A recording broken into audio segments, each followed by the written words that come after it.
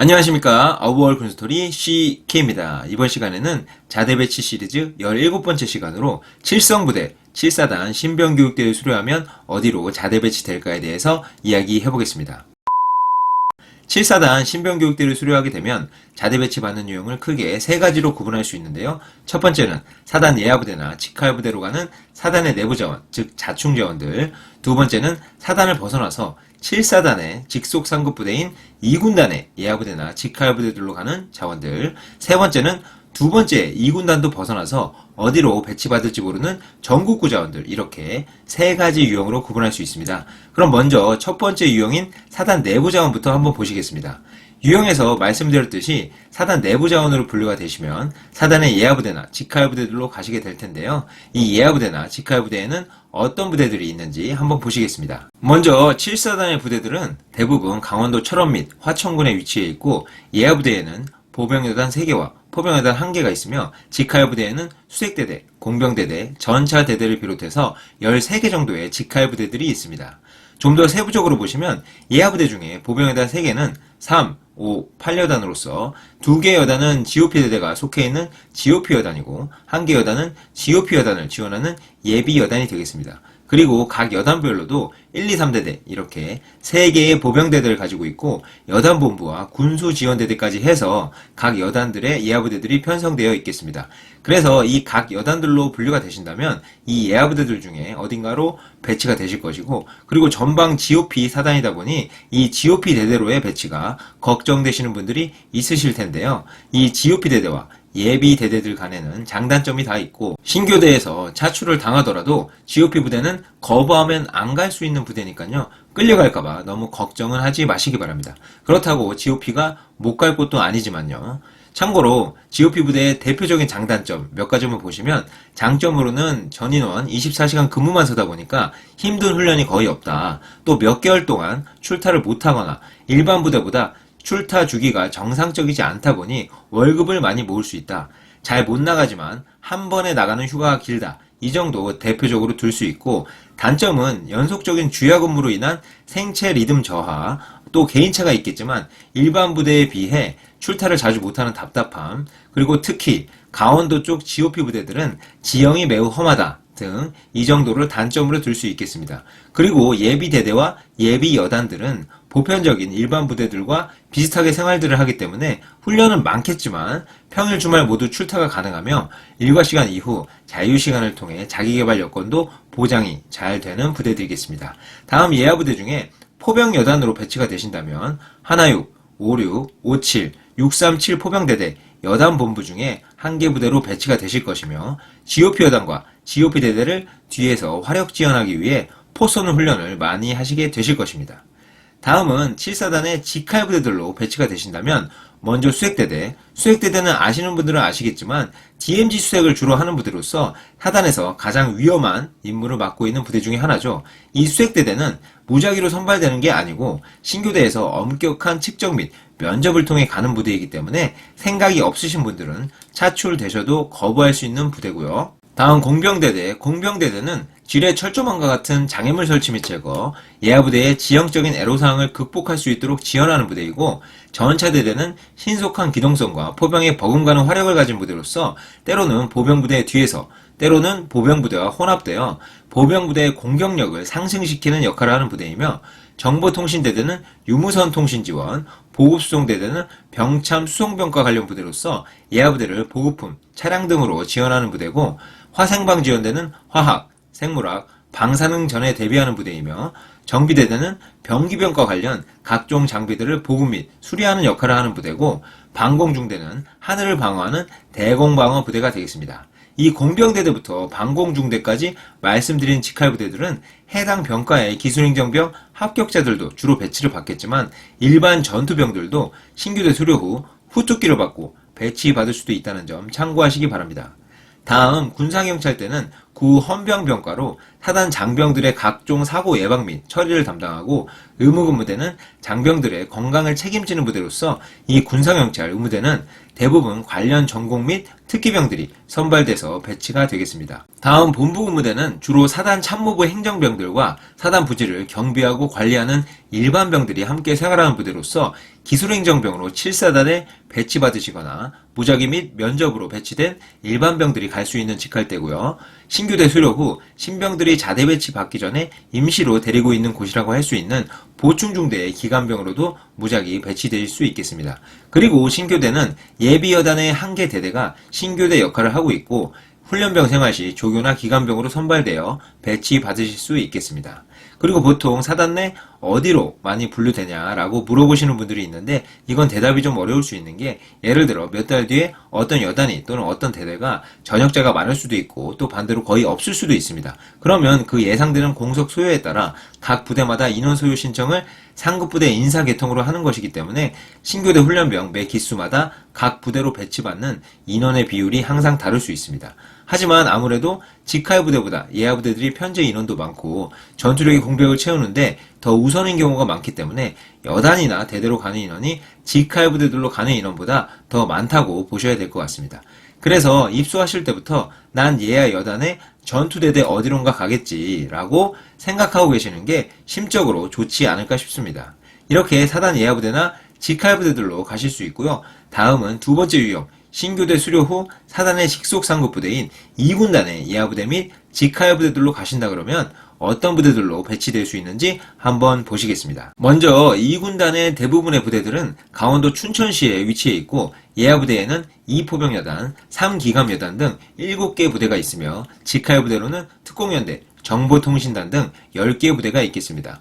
한 개 부대씩 간단하게 알아보고 넘어가면, 먼저 2포병여단, 이 포병여단도 주로 2군단 전방사단인 15사단과 7사단 보병부대들을 화력으로 뒤에서 지원하는 부대죠. 그래서 이 포병여단으로 분류가 되시면 배치될 수 있는 부대는 11포병단 예하, 975, 976 포병대대 등 3개 부대, 92, 100, 365 포병대대 등 8개 부대, 이렇게 해서 11개 부대가 있겠습니다. 참고로 11포병단은 이전 1군 사령부에서 2군단으로 소속 변경된 부대라 위치가 강원도 횡성군 일대에 있겠으며, 예하부대 중 관측대대는 포병 레이더를 운영하는 부대가 되겠습니다. 다음 3기갑여단, 3기갑여단은 사단 전차대대와 동일한 역할을 하지만 보병 전투 능력이 있는 장갑차와 포병여단처럼 포병대대도 가지고 있어서 신속한 기동과 자체 공격력, 화력 능력이 전차대대와 비교가 안 될 만큼 큰 전투력을 가지고 있다고 할 수 있겠습니다. 그래서 3기갑여단의 예하부대들은 80, 83 전차대대, 90 기계화 보병대대 등 13개 부대가 되겠고, 이 중 1개 부대로 배치가 되시겠습니다. 참고로 3기갑여단도 이전 1군 사령부 소속이었으나 2군단으로 변경되었고, 위치는 강원도 홍천군 일대에 있겠습니다. 다음 2공병여단, 이 공병여단도 사단 공병대대와 역할은 동일하겠으며 2군단 예하 전부대를 지원하는 부대가 되겠습니다. 배치될 수 있는 예하 부대들로는 105 공병대대, 110 공병대대 등 6개의 부대가 있겠습니다. 다음 2군수지원여단, 이 군수지원여단은 사단 직할대로 예를 든다면 보급수송대대, 정비대대의 임무를 포함하여 군단 내 전부대에 탄약 지원 임무까지 수행하겠습니다. 그래서 이 군수지원여단 내 배치될 수 있는 예하부대들로는 12보급대대, 5위 탄약대대 등 9개 부대가 있겠습니다. 다음 군단 직할부대들로 배치가 되신다 그러면 먼저 정보통신단, 방공대대 등 6개 부대는 사단 직할부대의 같은 기능들 중에 규모만 더 클 뿐 역할은 대부분 동일한 부대들이겠고요. 특공연대는 항시 DMZ 작전을 하는 부대는 아니지만 사단 수색대대와 비슷한 임무를 하고 전시 작전 지역이 수색대대보다 넓은 부대가 되겠으며, 다음 항공단은 500MD 정찰 헬기 및 KUH-1 기동 헬기로 군단 내 항공 지원을 담당하는 부대로서 헬기 조정은 모두 간부들이 하기 때문에 병사분들이 항공단으로 배치가 된다면 조종 이외 부대 경비 및 부대 관리, 관제, 항공 정비 등 부대를 전체적으로 지원하는 역할을 하시겠습니다. 다음 경비연대는 평상시 지역 내 예비군들을 관리하면서 유사시 전방사단 이외 군단 내 지역방어를 하는 부대고, 정보대대는 적의 첩보 및 정보를 수집하는 부대가 되겠습니다. 이렇게 군단 내 부대들로도 배치가 되실 수 있고요. 다음은 세 번째 유형으로 2군단도 벗어나서 배치가 되는 경우입니다. 이 경우는 먼저 한마디 드리고 가면 이 세 번째 유형으로 결정되는 경우는 많지 않다고 보시면 됩니다. 여러분들이 이 세 번째 유형을 처음 들으셨을 때는 전국구 하면서 약간 불안해 하실 수도 있는데 이 세 번째 유형은 비율적으로 많지는 않다는 점, 첫 번째 유형의 자원인 사단 내부 자원으로 가장 많이 분류가 되겠고, 두 번째 유형이 그 다음 많고, 세 번째 유형은 기수마다 인원 퍼센테이지가 다르겠지만 소수라는 점 참고하시길 바라고요. 그러면 이 군단 지역도 벗어났을 때 보통 어떤 부대들로 가는지 한번 보시면 대표적으로 22사단, 23경비여단, KCTC가 있겠습니다. 참고로 여기서 설명드리는 부대들은 이제까지 이런 부대들로 주로 갔었다라는 것이지 다음에도 이런 부대로 꼭 갈 것이다 라는 것은 아니기 때문에 오해 없으시길 바라겠습니다. 그럼 먼저 22사단. 22사단은 강원도 가장 오른쪽 전방을 맡고 있는 부대로서 DMZ를 수호하는 GOP 경계와 동해안을 경계하는 해안 경계 임무를 동시에 가지고 있는 사단이겠습니다. 그래서 배치될 수 있는 예하 부대들과 직할 부대들을 보시면 예하 부대로는 53, 55, 56여단 등 4개 부대가 있고 직할 부대로는 수색대대, 공병대대 등 14개 부대가 있겠습니다. 다음 23경비여단. 23경비여단은 기존 23사단의 편제가 국방개혁 정책으로 인해 간편되어 재창설된 부대로서 종종 일어나는 동해안 경계의 허점을 보완하고자 기존 23사단의 통합적인 전투체계에서 해양 경비만을 전문적으로 할 수 있는 여단체계로 재창설되었다고 할 수 있겠습니다. 그래서 여단의 예하부대 및 직할부대들을 보시면 예하부대로는 1경비대대부터 4경비대대까지 4개의 경비대대가 있고 직할부대로는 기동중대, 통신중대 등 8개 부대가 있겠습니다. 다음 배치가는 부대는 KCTC 과학화 전투훈련단입니다.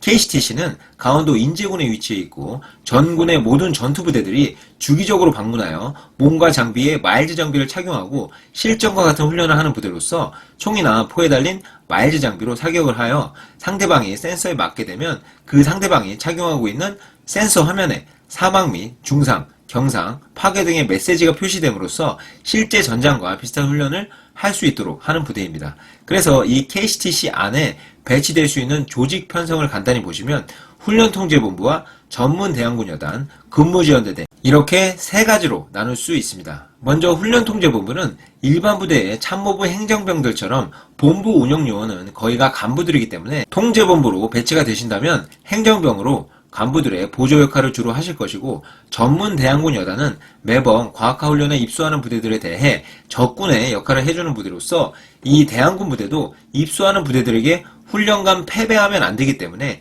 자체 훈련이 매우 힘들다고 알려져 있습니다. 그리고 근무지원대대는 입소하는 부대들이 정상적인 장비를 사용할 수 있도록 정비하고 관리하거나 타 부대들처럼 KCTC 부대 자체의 일반적인 기능들의 역할을 하는 부대로서 일반적인 병사들이 근무한다고 생각하시면 되겠습니다. 그래서 전문 대항군 여단만 피하신다면 KCTC에서의 생활은 조금 괜찮지 않을까 싶습니다.